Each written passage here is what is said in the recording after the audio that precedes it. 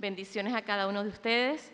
Quiero agradecer primeramente a Susa Pacific Seminario por la invitación, al profesor Dr. Enrique Soni, a la pastora Yanina, a cada una de las conferencistas que van a venir después de mí, a cada uno de ustedes también por hacer un espacio en su agenda y acompañarnos hoy en un día preciosísimo donde celebramos el liderazgo de la mujer hispana en este precioso país a donde Dios nos ha dado el privilegio de venir para cumplir su propósito acá. ¿Ok? El tema de la plenaria que voy a estar desarrollando hoy tiene por título Liderazgo y Empoderamiento Femenino de la Mujer Hispana en el Ministerio. Y es un tema que a mí me apasiona, es un tema precioso, es un tema que causa mucha expectativa también y si no se sabe realmente lo que es esto del empoderamiento, cómo se hace, cómo podemos empoderarnos, podemos caer en interpretaciones erradas también. Lo que voy a estar compartiendo con ustedes ha sido un proceso de investigación que he estado haciendo desde hace algún tiempo, sobre todo porque se ha puesto como muy de moda el término empoderamiento en varios ámbitos de la sociedad. Ahorita se habla de la mujer empoderada en la política, de la mujer empoderada en la educación, de la mujer empoderada en todos los sentidos y también dentro del ámbito cristiano. Y hay algunos pastores que sienten un cierto tipo de temor en relación de tocar el tema de empoderamiento o de levantar mujeres en el liderazgo. Porque por esta misma situación de que es un término casi muy de moda, se ha caído en dos extremos. Por un lado, esta interpretación malsana del empoderamiento como poder, como estar por encima del hombre, como por prácticamente menguar al otro, al que no tiene poder. Y incluso hay pastores que hablan de conductas jezabélicas y mujeres feministas y que se han colado tantas cosas dentro del ministerio que hay mucho temor.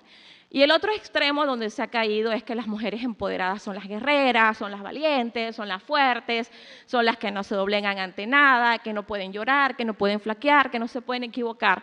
Y también eso es un concepto equivocado del empoderamiento. ¿Okay?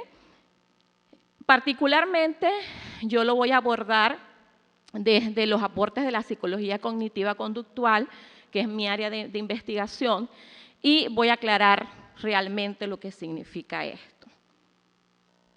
¿Qué es esto del empoderamiento? ¿Cómo se come esto? Dijeron por allí. Quiero aclarar que no lo voy a abordar desde el feminismo, yo soy antifeminista. Como dice el Papa Francisco, el feminismo no es más que machismo con faldas. Estoy en contra del feminismo completamente, de la lucha de poder dentro del ministerio. Creo que como mujeres somos herramientas preciosas para complementar, para unir, para transformar. Y aunque ocupemos los espacios de poder donde están los hombres, nosotras no estamos para hacerlos igual que ellos, porque ellos tienen sus capacidades, tienen sus dones, tienen sus talentos y hay también que reconocer. ¿Okay? Así que los pastores pueden relajarse. No les voy a causar aquí ninguna confusión. Ahí están. Ok. El empoderamiento, primeramente tenemos que saber de dónde surgió esta palabra, en su origen en inglés empowerment, que fue traducido al español como empoderamiento y que por esta misma traducción ha tenido algunos cuestionamientos porque no hay como una definición única ni universal en relación a lo que es el concepto. Incluso en el año 70 en este país se usó como un concepto sociopolítico. En esa misma década fue usado por algunas mujeres que luchaban por la igualdad de los derechos entre el hombre y la mujer. Más adelante, en 1995, en la Convención Mundial de Mujeres en Beijing, se levantó como bandera del feminismo y de la igualdad de género, de la lucha entre el hombre y la mujer. Y por eso, quizás, por esa bandera, quizás por eso muchos le tienen temor al concepto de empoderamiento. Actualmente el concepto ha sido abordado por muchísimas disciplinas como la antropología, la psicología, la sociología, la política, por eso lo podemos notar en el discurso de mucha gente que está en esta área. Y por supuesto dentro del ámbito cristiano se está haciendo muy común en estos últimos años, sobre todo en estos últimos dos. Particularmente yo he decidido tomar algunos de los aportes de Margaret Schroeder, otras autoras y el mío propio para definir lo que es el empoderamiento y poder estar claros en cuál va a ser el hilo de esta conferencia. Primeramente, el empoderamiento se define como la capacidad para conocer las propias fortalezas, debilidades, recursos emocionales y capacidades. Es decir, es algo intrínseco en donde yo aprendo como mujer a conocerme. ¿Cuáles son mis fortalezas? Yo me empodero cuando yo aprendo a saber cómo soy. ¿Cuáles son mis fortalezas? ¿De qué soy capaz? ¿Qué puedo y qué no puedo hacer? ¿Qué puedo y qué no puedo decir? ¿Hasta dónde puedo llegar y cuáles son mis límites? Por supuesto, esto aumenta los niveles de confianza, autoestima y autonomía, porque nos hace ser una mujer consciente de lo que realmente somos y nos invita a una autorreflexión. Esto nos permite ser exitosos en los espacios de poder delegados por Dios. Cuando yo hablo de espacios de poder, estoy hablando de los diferentes lugares y ámbitos a donde Dios nos comisiona como mujer. Puede ser en la predicación, puede ser en la enseñanza, puede ser en el ámbito educativo, empresarial, hacia donde Dios nos levanta como líderes, porque a veces tenemos el concepto de liderazgo solamente ministerial dentro de las cuatro paredes de la congregación y hay gente a la que Dios llama para bendecir e iluminar otros espacios de la sociedad. Y por supuesto, esto nos permite ser eficaces a la hora de influenciar o de influir más bien a otras personas, que es el fin del empoderamiento. Yo me empodero cuando yo me conozco, cuando yo sé quién soy, cuando yo aprendo a conocer mis limitaciones y mis capacidades, cuando me siento segura de mí misma y cuando soy eficaz a la hora de influir o de transformar la vida de otros. En este sentido, como ya les dije, el empoderamiento no tiene nada que ver con lucha de poderes ni con buscar poder para ejercer un liderazgo prácticamente autoritario ni nada por el sentido, sino tiene que ver con algo intrínseco, algo desde el punto de vista de la autorreflexión interna, del autoconocimiento, de la autobúsqueda, de saber quiénes somos. Yo he estado haciendo terapia y a veces me doy cuenta de que a las mujeres les cuesta analizarse, les cuesta autorreflexionar, les cuesta saber cómo están constituidas, qué cosas pueden hacer y se dejan llevar mucho por los estereotipos culturales, que la mujer es de esta manera, hace esto, y cuando sales de esa norma, entonces eres etiquetada, eres sancionada culturalmente y eso nos impide como mujeres tomar y empoderarnos realmente de lo que nosotras somos y de la manera como Dios nos ha constituido. La siguiente. Obviamente, si yo me empodero, yo puedo ejercer un liderazgo. No puedo estar al frente y ejercer poder sobre otras personas si al final yo no ejerzo poder sobre mí misma. Si yo ejerzo poder sobre cómo soy yo, sobre mis emociones, sobre mi vida, yo puedo ejercer poder sobre otros y entonces ese poder no se hace de manera autoritaria, sino se hace desde una forma de la transformación. La palabra liderazgo ha sufrido algunos cuestionamientos también a lo largo de la historia, porque desde cada disciplina ha tratado de definirse esto de lo que es el liderazgo. Existen alrededor de más de 63 definiciones de liderazgo y de 31 teorías al respecto. Se habla de los estilos de liderazgo democrático, el estilo autoritario, el estilo de guianza, o sea, se habla desde muchísimas maneras y estilos de liderazgo. Se habla de liderazgo eficaz desde el punto de vista del líder o del punto de vista del seguidor. Hay una cantidad de información por internet, en los libros de investigadores que han dedicado parte de su vida a tratar de definir esto del liderazgo. En el año más o menos 1980, en la década de los 80, comenzó a hablarse de un liderazgo distinto, del liderazgo que ya no estaba basado solamente en guiar gente para que obedeciera y pudiera llevar a las organizaciones al éxito, sino comenzó a mirarse desde el punto de vista transformacional. Ese liderazgo que es capaz de influir y transformar la vida de los otros. En ese ámbito, o en ese escenario más bien, surge la figura de Max Weber, este sociólogo y político alemán que habló sobre el término liderazgo carismático. Y él lo hizo para definir y aclarar que hay ciertos tipos de líderes que no calzan dentro del prototipo de liderazgo tradicional. El líder tradicional, como nosotros sabemos, es el líder que se encarga de las empresas, de las escuelas, de los sectores públicos, privados, que tienen una serie de requisitos y un perfil.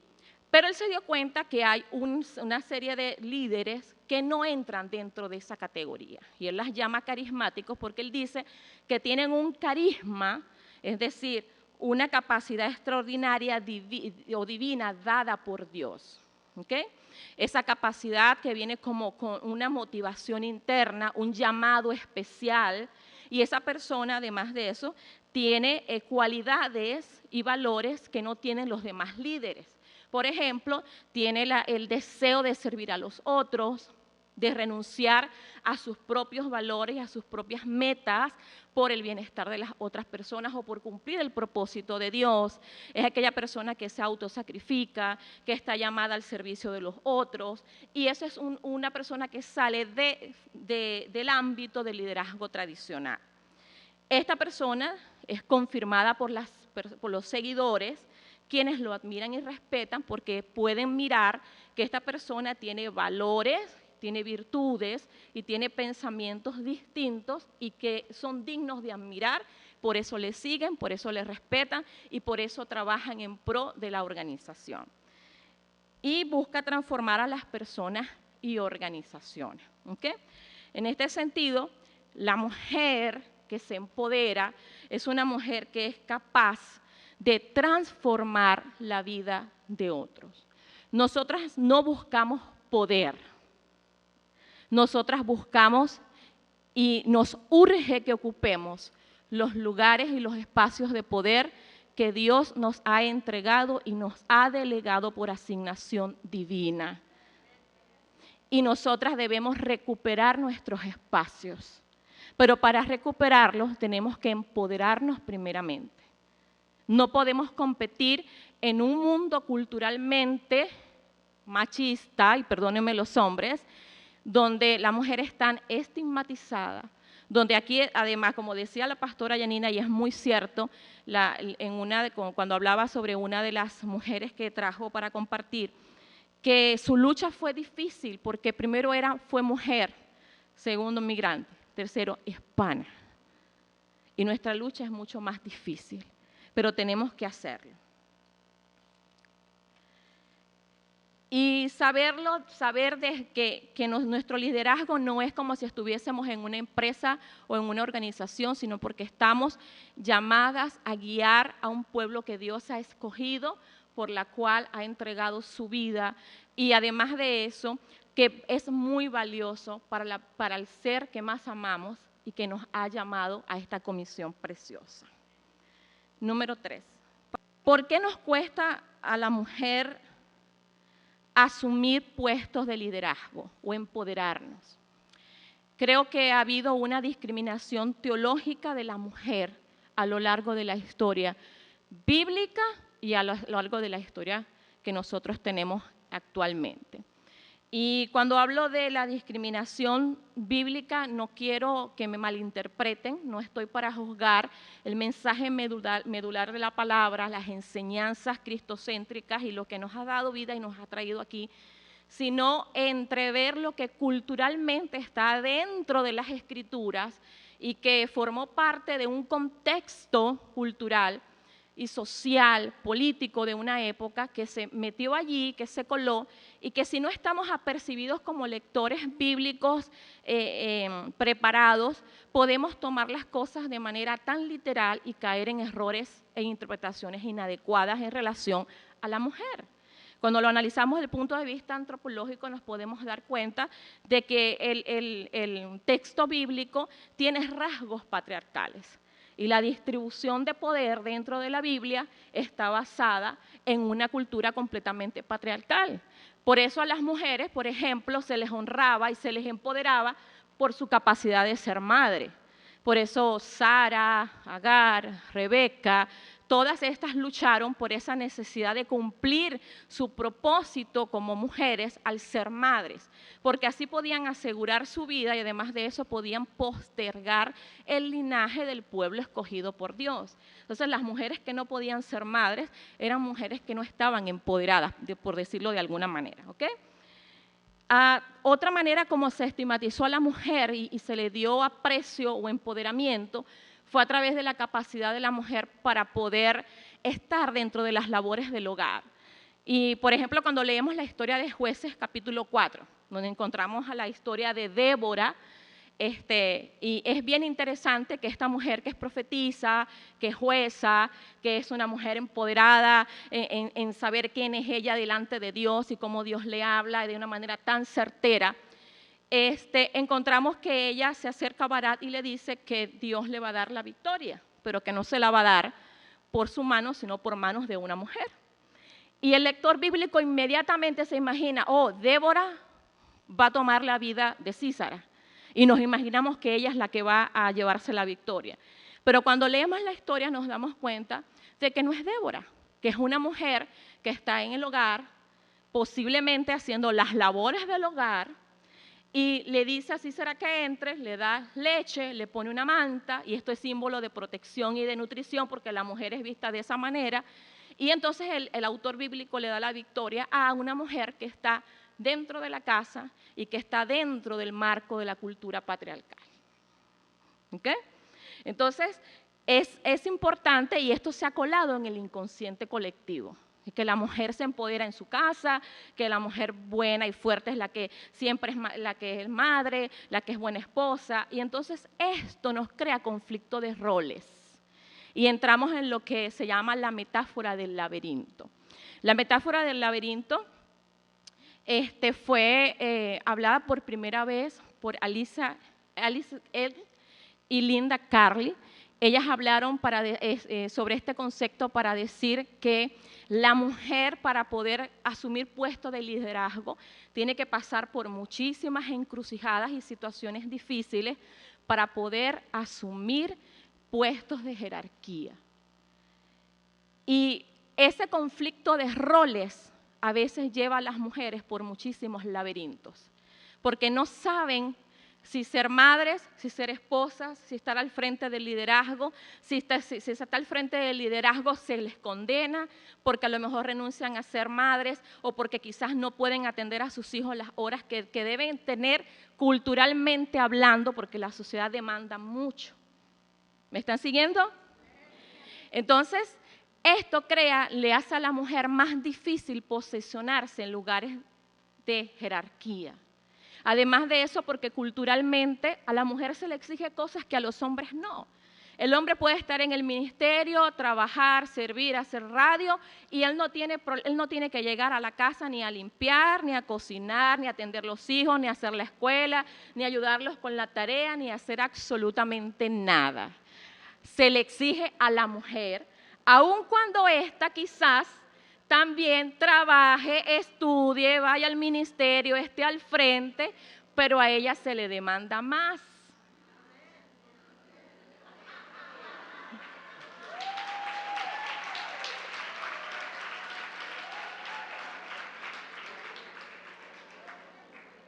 Y la mujer empoderada debe saber lidiar con esta situación y saber que es fuerte y que Dios la ha llamado y que puede decir no con asertividad y puede incluso convenir con su esposo en delegar funciones. Porque el esposo no es que ayuda en la casa, es su responsabilidad.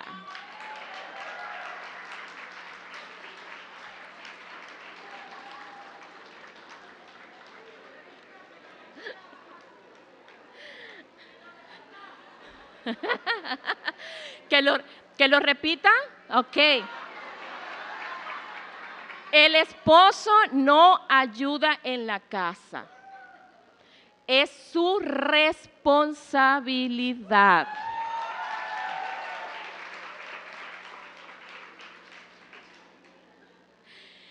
Entonces, nosotras tenemos una lucha mayor y tenemos que pasar por muchas más situaciones, se nos exige más, se nos demanda más en esta bendita metáfora del laberinto. Y somos nosotras las que debemos empoderarnos, asumir esta responsabilidad y estar dispuestas a pagar un precio mayor. Independientemente de que la situación sea difícil, de que seamos migrantes, de que seamos hispanas, de que seamos mujeres, de que lo que esté pasando a nuestro alrededor, nos empoderemos tanto desde el autoconocimiento para que podamos determinadamente, sí porque sí, cumplir el propósito por el cual Dios nos trajo aquí.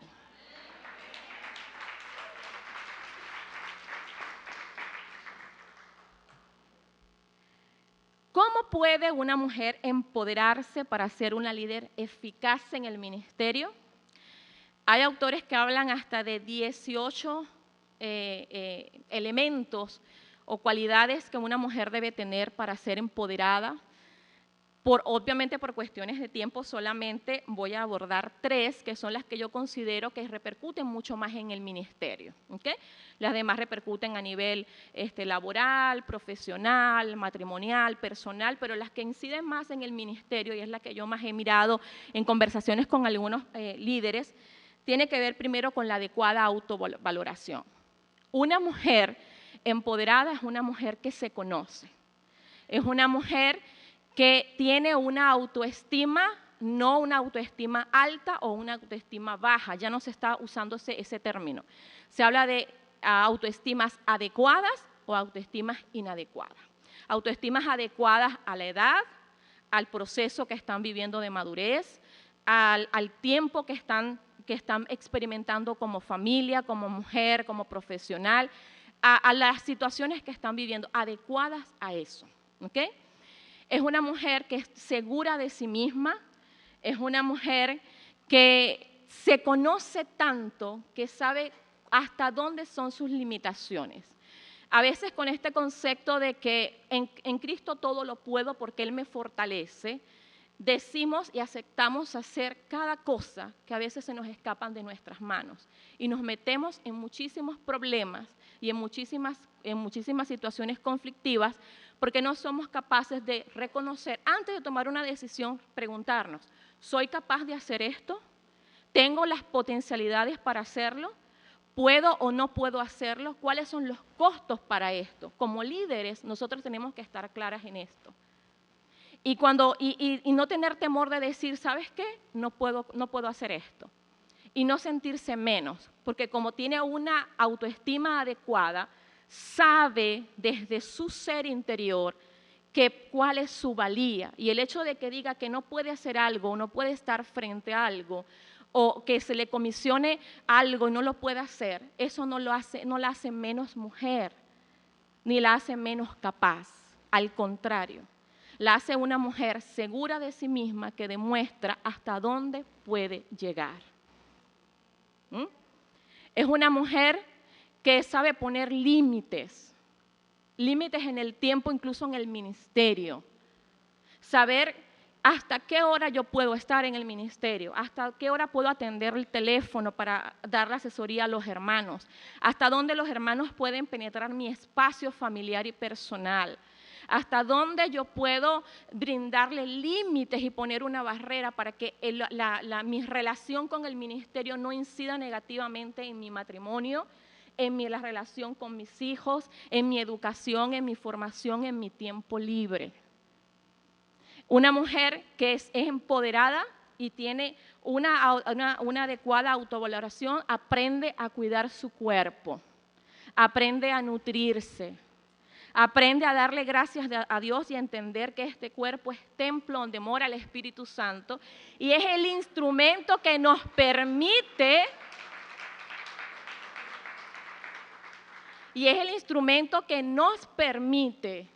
llevar a cabo la comisión que nos fue asignada. Cuando yo me empodero de mi cuerpo, yo no permito que mis emociones incidan en él. Porque culturalmente nosotras somos estigmatizadas como emocionales y comelonas. Estamos tristes, ay, tengo depre, cómete un helado.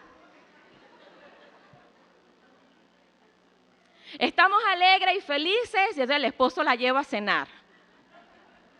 Come y engorda. Y relacionamos nuestros estados de ánimos con la comida. Si estamos tristes no comemos o comemos de más, o nos saltamos la comida, o comemos mucho dulce, o comemos mucha grasa. Y permitimos que la comida nos domine a nosotros y nosotros no dominamos la comida. Y una mujer empoderada de su cuerpo aprende a nutrirse porque sabe que el liderazgo que va a ejercer, lo va a ejercer usando este templo que el Señor nos dio. ¿Amén? Se me salió un amén por ahí, estoy predicando. Número 2, sanidad emocional y del sistema familiar. La sanidad emocional es imprescindible en nuestras vidas. Nosotras estamos estereotipadas como que las mujeres somos vulnerables, emocionales, débiles, frágiles, como que las mujeres no somos conocedoras de la verdad, que no usamos la razón para tomar decisiones, sino las emociones. Y el hombre, al contrario, es como el hombre, el fuerte, el racional, el que es valiente, porque hay demasiados estereotipos en relación al género y en relación a los roles. Entonces, cuando nosotras nos aprendemos a empoderar, asumimos nuestras emociones y aprendemos a conocerlas y cómo funcionamos emocionalmente. Yo le he preguntado a mujeres, ¿cómo te sientes hoy? Mal. Descríbeme mal. No, me siento mal. ¿Qué emoción estás experimentando? No sé. ¿Qué emoción? Dime qué sientes. Es que me siento un poco triste. ¿Cuesta tanto reconocer que estamos tristes? Y reconocer la emoción y poder trabajar esa emoción y tomar decisiones no desde la emoción, sino con la emoción. Porque cuando tomamos decisiones desde la emoción, si estamos tristes, vamos a tomar decisiones que nos van a llevar a seguir repitiendo esta conducta. Pero cuando yo la tomo con la emoción, yo asumo que estoy triste, yo asumo que tengo situaciones, que quizás mi cuerpo está padeciendo esta tristeza, pero yo tomo una decisión no guiada por esa tristeza, sino basada en la palabra o basada en mi conocimiento de Dios. ¿Ok? Eso es importante. ¿Cómo estamos diseñados? También es importante que las mujeres sanen las heridas del pasado. Hay muchas mujeres en el liderazgo que, aunque son líderes, no se han empoderado del pasado. Es necesario sanar el pasado. Lo que pasó, pasó.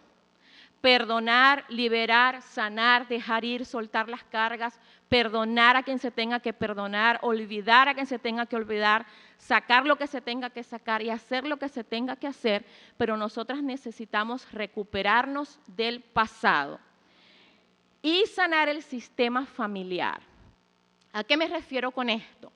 Me refiero al hecho de la dinámica de los sistemas que hay dentro de la familia. Cuando nosotros nos relacionamos con alguien como mujeres, no estamos solamente nosotras. Está detrás de nosotros toda una historia familiar. Y una mujer que está en el liderazgo es una mujer que no solamente está ella allí, está toda su historia y su dinámica familiar. Y si ella no la trabaja y no se empodera en esta área, eso va a ser reflejado dentro de la dinámica familiar del ministerio. Por ejemplo, Les voy a colocar, voy a salirme un poquito de la conferencia para colocar 2 ejemplos de terapia. El concepto del padre. Mamá única, papá cualquiera. Mamá es la que, la mamá es la que forma, la que cría, pero papá, cualquiera que venga por allí. Y ese es un error terrible. Terrible, que nos ha hecho mucho daño como mujeres. No, papá no es cualquiera. Papá es mi papá biológico. Sea como fuese, con sus errores, con sus virtudes, con lo que él haya hecho bueno o malo, porque no estamos para juzgarlo, simplemente para perdonarlo y liberar los errores que él haya cometido. Yo acepto a mi padre tal y como él es, yo lo incorporo en mi sistema y en mi dinámica familiar, yo aprendo que él es mi padre, independientemente de lo que sea. Y eso me evita a mí del conflicto interno de estar buscando siempre al Padre en cualquier persona.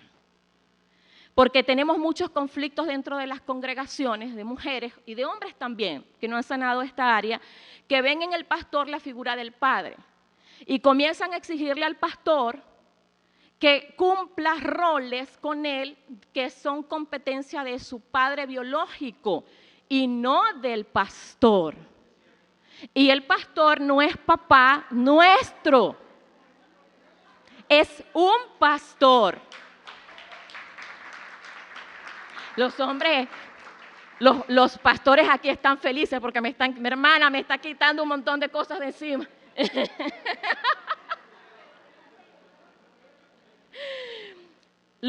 Los pastores no son nuestros padres. Cuando yo sano como mujer y yo me empodero en esta área, yo puedo saber que esa persona que Dios ha levantado allí tiene un rol en mi vida diferente al de mi padre. Que su rol es para bendecirme, para ser un agente que transforme mi vida, que me encamine en los principios éticos morales de la palabra, pero que los vacíos de mi padre solamente mi papá los puede llenar. Y si mi papá no está, por la razón que fuese, está ausente, me dejó, murió, me abusó, lo que sea, yo debo trabajar esa área aparte con Dios. Sanarla, llenarla, empoderarme de ella para que esta área no me esté afectando a mí en el liderazgo. Otro ejemplo, rápidamente porque se me acaba el tiempo, otro ejemplo que yo miro mucho es la dinámica de la relación de los hermanos.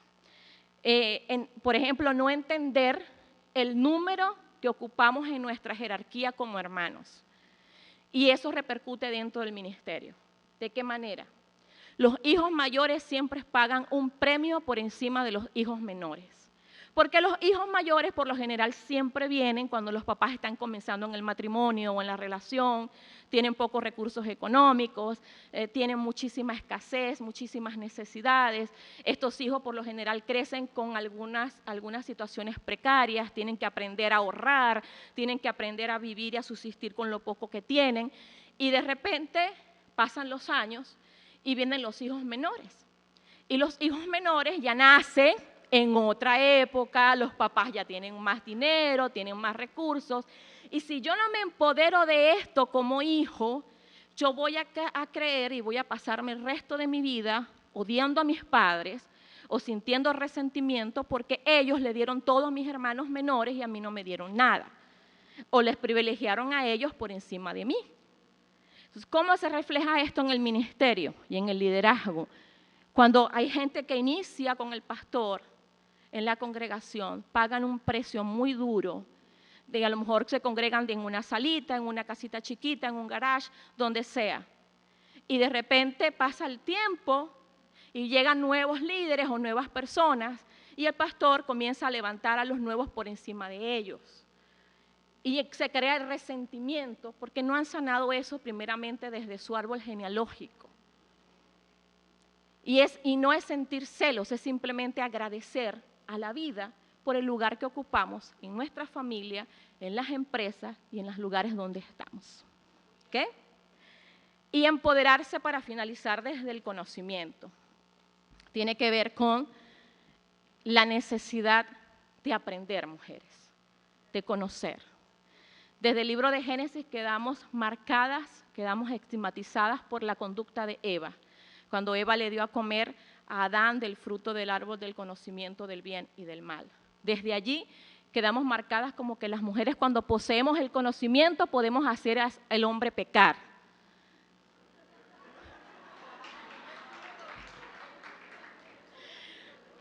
O quedamos marcadas como que la mujer es imposible que tenga que sea poseedora de la verdad. Y esto no es así.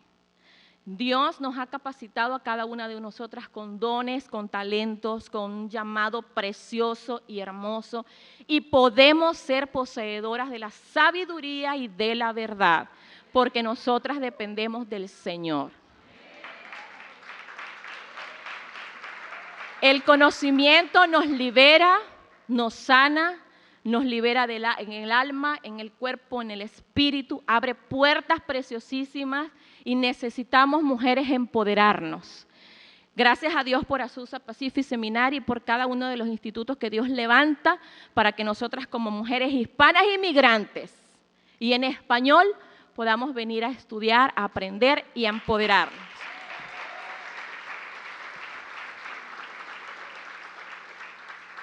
Finalizo. Una mujer empoderada empodera también a su esposo, porque los beneficios que ella tiene bendicen a la familia, al sistema familiar, a los hijos, al ministerio, a la sociedad, a la comunidad, porque es una mujer capaz de transformar todo su entorno. Muchísimas gracias y bendiciones.